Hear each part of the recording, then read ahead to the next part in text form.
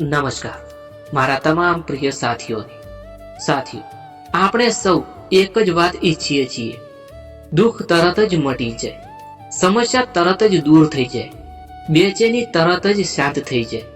આપણે ઈચ્છીએ છીએ કે જેમ બટન દબાવીએ એ બધું ઠીક જ થઈ જાય. પણ કુદરત એમ નથી વિચારતી. કુદરતને ઉતાવળ નથી, કુદરતને ગુસ્સો નથી, બદલો લેવાની ઈચ્છા નથી. કુદરત તો માત્ર સંતુલન જુએ છે. જે દુઃખ આપણે આજે અનુભવી રહ્યા છીએ એ એક ક્ષણમાં ઊભું થતું નથી. એ વર્ષોનો સંગ્રહ છે, વિચારોનો, ભાવનાઓનો અને આપણા કર્મોનો. એટલે કુદરત પણ એને એક ક્ષણ માટે દૂર કરતી નથી, અથવા તો એક ક્ષણમાં દૂર કરતી નથી.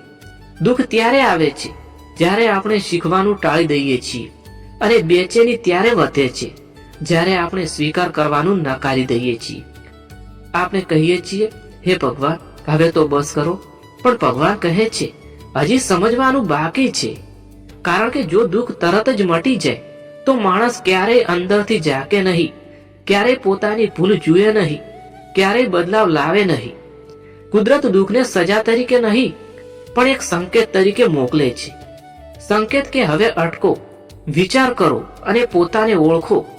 જ્યારે આપણે ધીરજ રાખીએ છીએ, જ્યારે એ દુઃખ સાથે લડતા નથી અને એને સમજવાનો પ્રયત્ન કરીએ છીએ, ત્યારે જ કુદરત ધીમે ધીમે રસ્તો ખોલે છે. અને એક દિવસ અચાનક એવું લાગે છે કે બેચેની ઓછી થઈ ગઈ છે, મન હળવું થઈ ગયું છે અને દુઃખની ધાર મંદી પડી ગઈ છે. સમસ્યા ત્યાં જ હોય છે, પણ હવે એ આપણને તોડી નથી શકતી, કારણ કે હવે આપણે બદલાઈ ગયા છીએ. યાદ રાખજો, જે દુઃખ ધીરજ શીખવે છે એ દુઃખ આપણો શત્રુ નથી, એ આપણો માર્ગદર્શક છે. અને જે કુદરત પર વિશ્વાસ રાખે છે એ માણસ ક્યારેય ખાલી હાથે રહેતો નથી.